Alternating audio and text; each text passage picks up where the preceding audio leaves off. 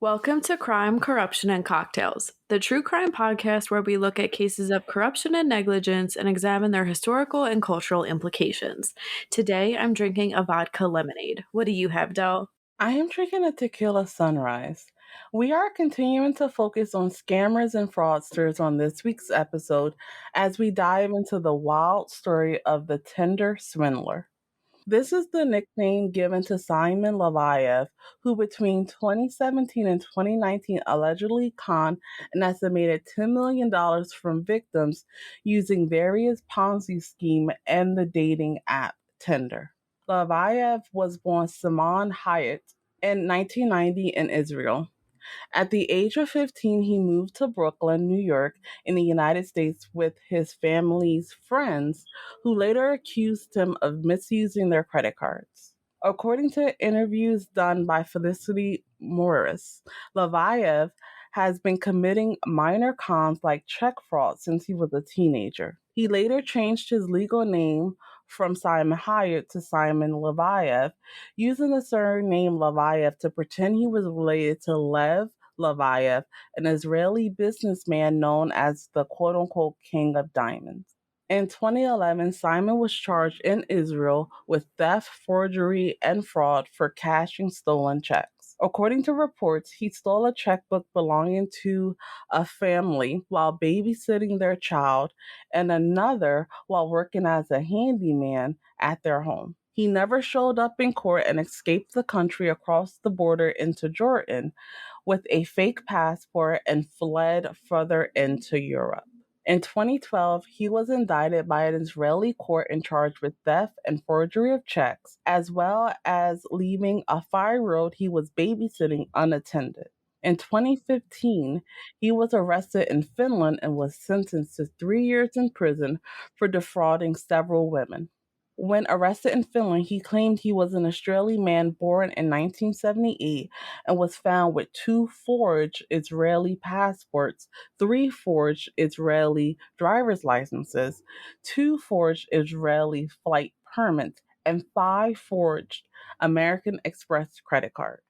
Simon traveled around Europe pretending to be different people. He exploited several women in Germany using the name Michael Bilton. He also presented himself as the son of Russian-Israeli diamond mogul Lev Leviev, using the dating app Tinder to contact women as Leviev and tricked them into loaning him money that he never repaid. He would charm women with lavish gifts, taking them to dinners on private jets, using money he borrowed from other women he previously conned. He would later pretend he was being targeted by his quote-unquote enemies, often sending the same messages and images, pretending that his bodyguard was attacked, asking his victims to help him financially. They would often take out bank loans and new credit cards in order to help. He would then use the money gained through the deception to lure new victims while essentially operating a Ponzi scheme. Later, he would pretend to repay his victims by sending forged documents showing fake bank transfers. In 2019, he was arrested by Interpol in Greece after using a forged passport. Later that year, he was sentenced to 15 months in prison in Israel, but was released 5 months later as a result of the coronavirus pandemic. According to the Times of Israel, in 2020, he pretended to be a medical worker to get the COVID-19 vaccine early. Hyatt is also wanted for various fraud and forgery offenses by Norway, Sweden, the United Kingdom, and Spain. In an interview with CNN on February 21st, 2022, he denied defrauding the women, claiming that he was just, quote, a single guy who wanted to meet some girls on Tinder, end quote. In February 2022, attorneys for the Leviev family filed a criminal complaint against Hyatt with the Tel Aviv Magistrates Court for libelous publications infringing privacy and violating trademark orders. In July 2022, they filed another criminal complaint against Hyatt for damaging the family's name. The hearing of the Leviev family's complaint was postponed after the Israeli prosecutor's office sent a request to postpone the hearing on the grounds that Simon Leveiv is the focus of a criminal investigation for the same offenses. In 2022, Netflix released a video documentary, The Tinder Swindler, which describes his story as told by some of his victims. According to the Washington Post, following the release of the documentary, Tinder banned Simon from their app. He is also banned from other apps under Match Group Inc., including Match.com, Plenty of Fish, and OkCupid. Simon was in a relationship with Israeli model Kate Collin. The two continued to be together even after the Netflix show came out. However, the two have since broken up, and Kate has accused Simon of borrowing money from her and emotionally abusing her with similar tactics that he used on his other victims. Jenny, what are your thoughts on the Tinder swindler, Simon Leveiv? What a horrible, horrible person. We said that before we started recording. It makes me so mad to see people do stuff like this.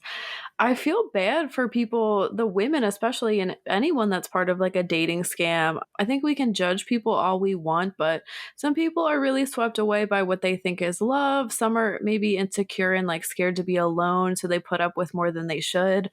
We see that a lot on 90 Day Fiance, if anyone watches that. This is definitely different from other like dating scam things that I've seen. Definitely more detailed and more thought is put into it. So it makes sense that it's gone on for so long in different countries, in different formats. And I understand why these women fell for it and for him. A part of me does, part of me doesn't. At the same time, he has stolen like so much money from them, and I don't think it was like necessarily all this money at once, so that is probably what made them fall for it as well. But he has really not been held accountable, and that is what really makes me mad. And again, someone that's like a scammer for life. He is never going to change. I don't think he thinks he's doing anything wrong, and I would love to see him really be like put in jail for a long period of time, and maybe that would change him. How you don't get so confused and like trapped in your web of lies, I definitely would if I was doing stuff like this. And yeah, to me there are just some people that are always going to be scamming, lying. That's their nature, and he is without a doubt one of those people to me. What do you think? I definitely agree with everything that you said. I think that you have people who get off on hurting and manipulating other people, and I definitely think that he falls into that category. I also feel really bad for the victims. They were individuals that were just looking to find a connection with another person, and they thought they had found that. And it turns out that this was a person that just wanted to use and abuse them financially. And according to his girlfriend, emotionally as well. I definitely recommend that people watch the Netflix special. You hear from the victims and just the different ways that he would lie to them and really gaslight them. And I know that term is typically overused, but I think that in the actual way to use that term, he definitely fits it. He is someone who I don't think he knows how to tell the truth. I don't think that he knows how to take any accountability for his actions. And like you said, if given the opportunity, I think that he will continue to do this. And I don't even know if prison would change someone like this. Because even when asked about it, he says things like, I'm just, trying to meet some girls on Tinder, when he knows full well that there were other things going on and other motivations that he had for connecting with these women, which was very different than what they were looking for. So I definitely have no sympathy for him whatsoever.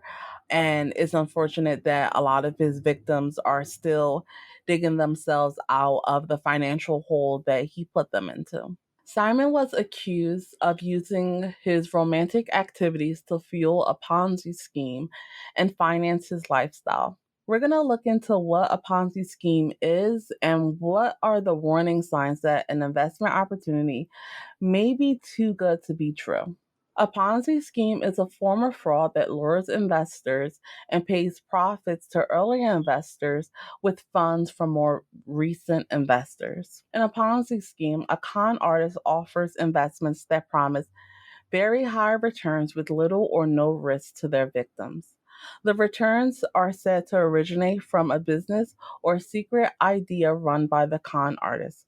In reality, the business does not exist or the idea doesn't work in the way it is described.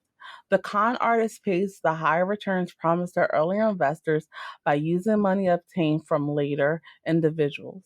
Instead of engaging in a legitimate business activity, the con artist attempts to attract new investors to make the payments that were promised to earlier investors. The operator of the scheme also diverts clients' funds for the operator's personal use. It was named after an Italian businessman, Charles Ponzi. The scheme leads victims to believe that profits are coming from legitimate business activities, such as product sales or successful investments, and they remain unaware of the full scope of the situation. With little or no legitimate earnings, Ponzi scheme requires with little or no legitimate earnings, Ponzi schemes require a constant flow of new money to survive. When it becomes hard to recruit new investors or when large number of existing investors cash out, the scheme collapses. As a result, most investors end up losing all or much of their money they invested. In some cases, the operator of the scheme may simply disappear with the money. According to the U.S. Securities and Exchange Commission, the SEC, many Ponzi schemes share characteristics that should be quote unquote red flags for investors. High investment returns with little or no risk. Every investment carries some degree of risk, and investments yielding higher returns typically involve more risk.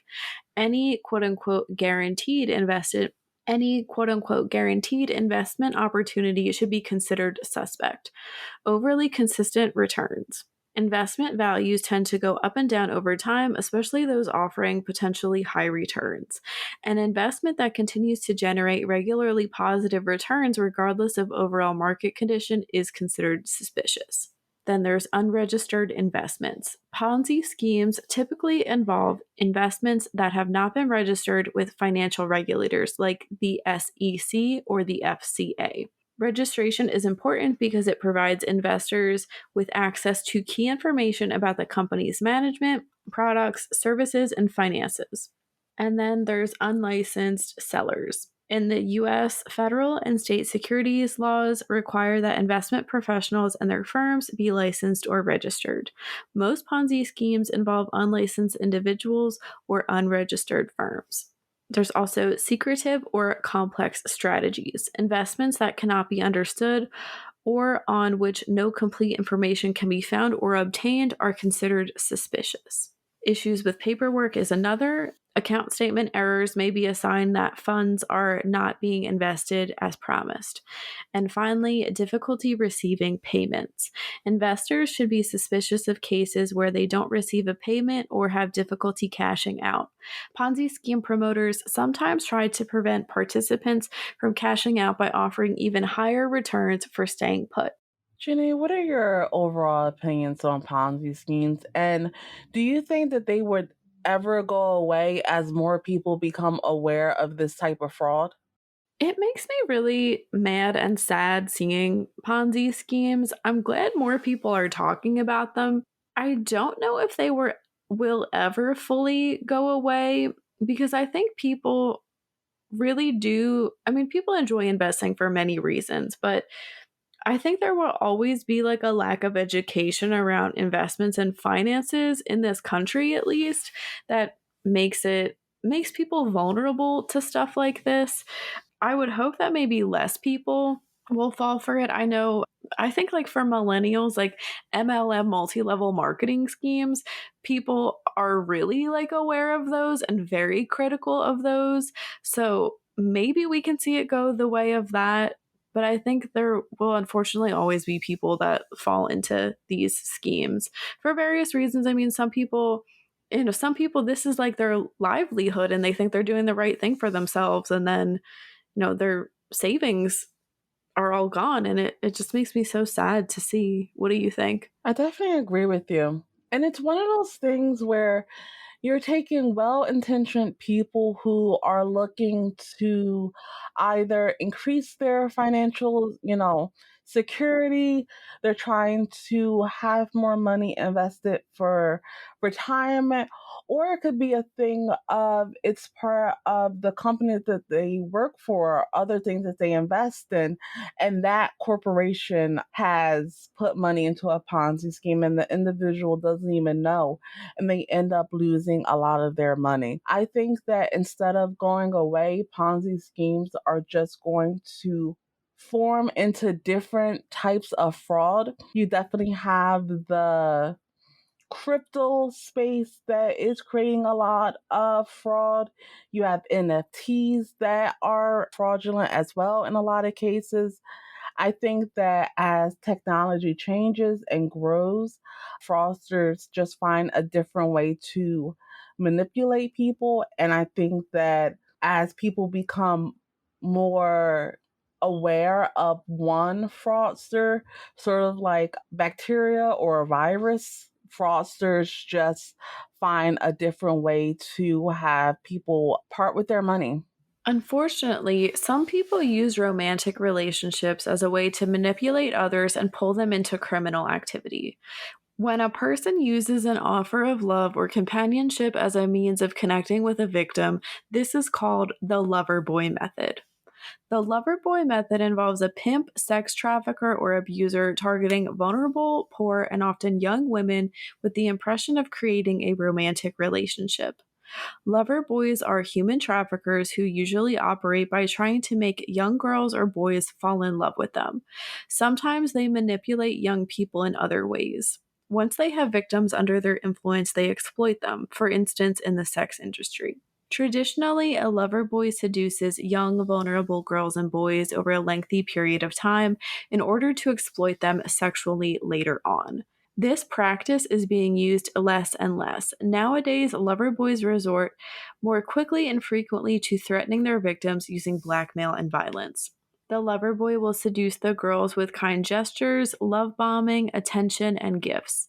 Everything about the relationship seems too good to be true. These people will try to make their victims believe that they can offer them a better life. They are deceived only to be sexually exploited and abused later on. The internet and social media are playing an increasing role in this phenomenon. For instance, social media provides lover boys with much greater scope for establishing contact with victims and gathering information about vulnerable boys and girls. This makes it easier for them to force their young victims into the sex industry. In 2022, internet personality Andrew Tate was accused of using this method to lure women into participating in his cam girl business. His arrest and continued detention brought more attention to the tactics of human traffickers. On December 29, 2022, Andrew and his brother Tristan were arrested in Romania along with two women. All four are suspected of human trafficking and forming a organized crime group. Romanian police allege that the group coerced victims into creating paid pornography for social media. On March 31st, 2023, all four were moved to house arrest while the investigation continues. No indictment has been filed yet, and prosecutors have said they have until late June to send the case to trial. Jenny, what do you think of the Loverboy method, Andrew Tate, and his alleged use of the Loverboy method to lure victims into pornography? It's incredibly vile. Andrew Tate as a human being is vile, and I hope he goes to jail and he stays there for a very long time. It's upsetting, and like I was saying earlier, it makes me so sad seeing people be so used and abused because of love, quote unquote love, I'll say. Because some people are very vulnerable and insecure and think this is what they deserve, and that makes them easy to prey upon for these types of like criminal activity and just abuse in general, verbal, emotional, physical, all of that. And to see it particularly happen with young people is really upsetting to me. And I don't know a ton about Andrew Tate. I've seen like a handful of videos because frankly, I don't want to know more about him.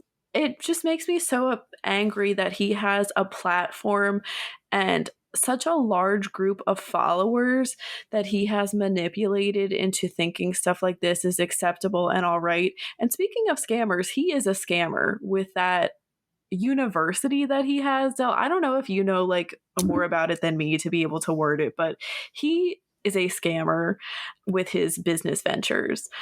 And you had previously said about how like people will always find ways to manipulate others and like use things like the internet and like changing times and resources to their advantage. And this is a prime example of it. What do you think? I definitely agree with you. I think Andrew Tate is one of those internet phenomenons that breeds real world consequences. And it's so sad that so many people have fell into his trap. When it comes to the loverboy method, it's definitely something that is wrong. And I hope that more people become aware of it and people receive a guide on how to make sure that they are avoiding it. For Andrew Tate, you were describing Hustlers University, which was essentially a scam. And it was a scam that used affiliate marketing where people were essentially promoting his business so that they could get a cut of whatever fees that someone was paying. I think it was like $40 or $50 a month. And you were supposed to receive like guidance and advice from Andrew Tate and other individuals that termed themselves as high value or high status individual. I definitely think that Andrew Tate is in the kind of like incel culture that we've talked about before. I just think that he just takes a more overly masculine, overly like machismo facade to it. I know that they had shut down Hustlers University, but he's likely continuing the scam in a different way. When it comes to his webcam business, it's definitely a situation where not everyone that is participating in it is someone that wants to be there. There's other accusations that he has committed sexual assault and other manipulation tactics to not only get the women to come over to his home, his compound, as they describe it, but also using violence to keep them there. I think that it's definitely one of those things where you can look at the people that are associated with Andrew Tate. Most notably is like far right people, MGTOW or men go their own way people, and other people that just seek to tear people down, especially women. I think that Andrew Tate's whole brand is him being a extreme misogynist and someone who is willing to use any method, any tactics, any strategy to take from other people things that they don't want to give up. I think that his alleged use of the loverboy method is no surprise to me because he's definitely someone, along with his brother, who seek to find how people are vulnerable and what's the easiest way to connect with others and then take advantage of them. So I agree with you. I definitely hope that he goes to jail. I hope that they're able to build a strong case against him and his brother and whomever else helped him commit these offenses and essentially run a sex trafficking ring that was publishing pornography of unwilling participants. That wraps up this week's case. Thank you for listening. Let us know in the comments what you think about the Tinder Swindler. You can read more about this case and how to support us in the links below. We will be back next week with a brand new episode focused on the fast food strip search scam. As always, stay safe.